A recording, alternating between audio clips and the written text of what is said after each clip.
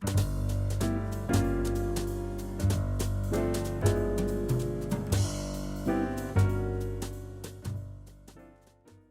I'm now going to show you then how to view existing bookings and make some modifications or changes should you ever need to. So there are really two ways to locate an existing booking on your dashboard, and that depends on what information you know. Probably the logical one is to find the customer first and then the booking, although you can go through and find the event and then the booking. We'll show you both options now. So if you know the customer's details, then hover over the customers menu at the top of your screen there and select search customers. You'll see the ability to search for existing customers at the top of your screen. And so if I type in the customer's first name or surname or address, etc., they'll start to filter results that match. I'm going in to find Steve Smith's account, and here we can see the customer shows on the results. And clicking on that customer will take us into that customer record to do some things on there.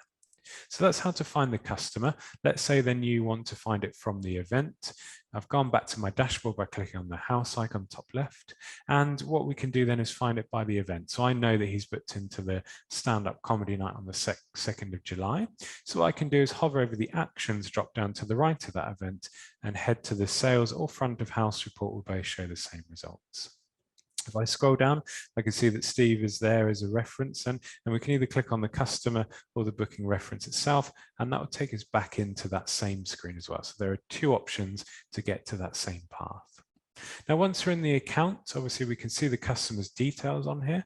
If we ever need to make changes to a customer, if you scroll down, you'll see the ability to modify a customer. So you might be notified that customers put in an incorrect email address or changes their marketing preferences. You need to go in and make adjustments at any point. You'll also see then top of the page there is a customer bookings tab. Now, any pre-existing bookings or historical bookings will show up in this customer bookings option, okay? Now, what I'm going to do then is just have a look at one specific booking. So if we look at the stand-up comedy night event on here, we can see the date of the event, how they paid for the tickets and when the booking was made. So that might be some useful information if the customer is querying something. Hovering over the notes options, then I've added in some in-house booking notes. So this customer has access requirements, and we can see here that these tickets have already been printed and when they're actually printed on the system, just for your records. Okay. Hovering over the actions drop-down gives you a couple of things that you can do with this customer then. So with this booking, I've already printed tickets, but let's say they've lost or forgotten their tickets and you need to reprint a new copy. You can print some new tickets if you have a printer connected to your account. If you don't know and the customer wants an e-ticket, then you can view an existing e-ticket. And here we can see an example of the tickets on the screen.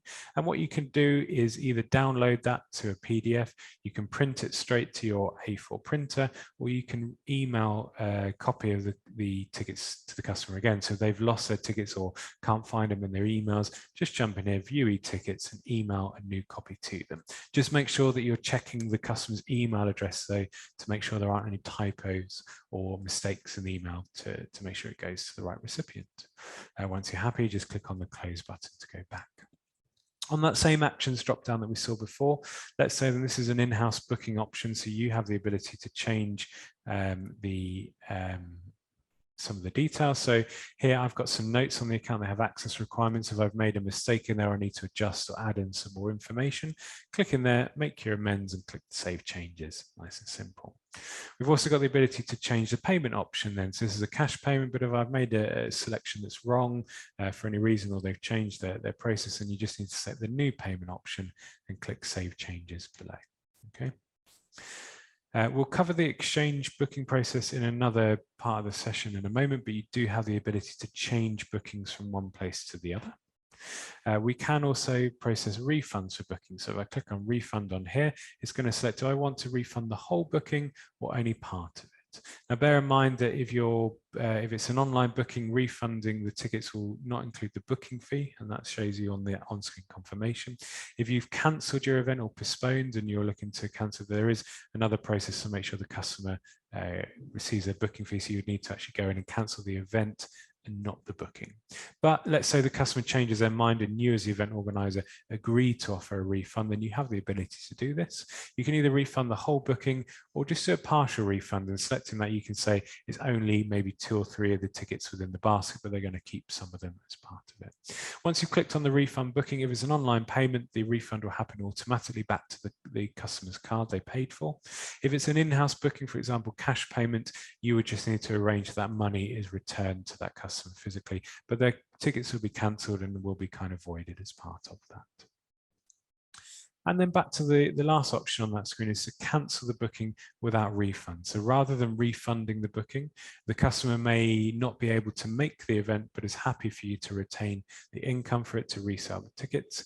You can go in and cancel the tickets on the booking, but retain the income for it. So you're actually cancelling the booking without refunding the customer. Same principles before, either cancelling the whole booking or a partial cancel. It might just be one ticket, one person in their party is unable to attend. Select the option and tick the box at the bottom of the page.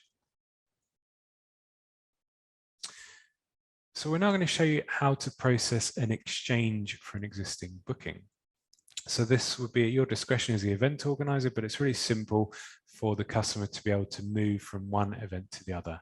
Now, bearing in mind, this could be moving to a different night of the same event.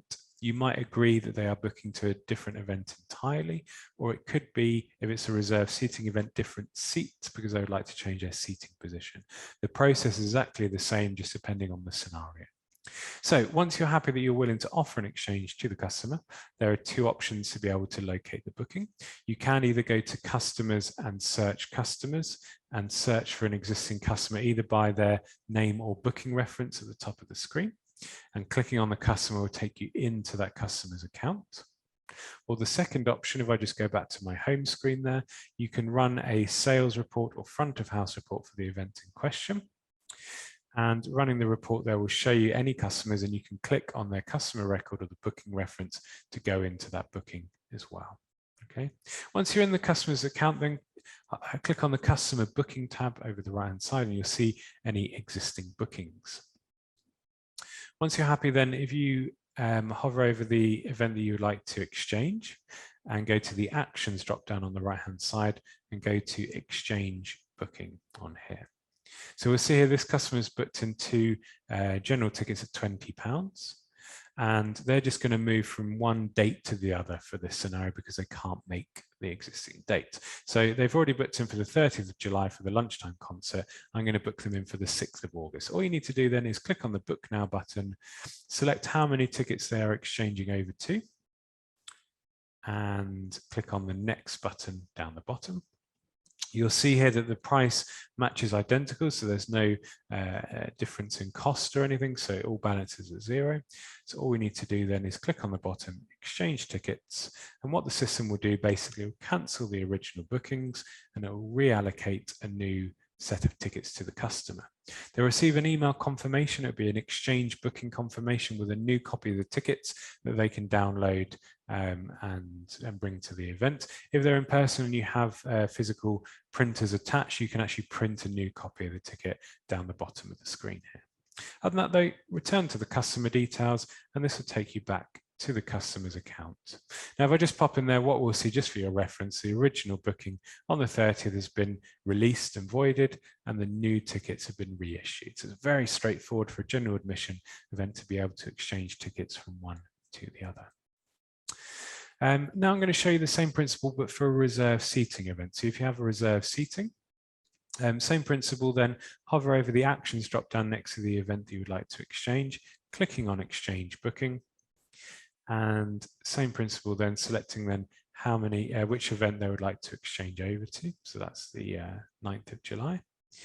You're then going to select on the section they would like to exchange. And on here, I'm going to select then how many tickets. We're going to say then 2 adults and 2 concessions. And then all it's going to do is take you through the seating process. If you can find their same tickets, for example, nice and easy, we'll just find them the best available as part of it. Again, this all balances, so it's nice and straightforward. Clicking on exchange tickets down the bottom, and again, the customer will be sent an exchange confirmation to confirm that's gone through. This is very straightforward. If they're doing a like-for-like swap, then it's very simple, nice and easy to do so.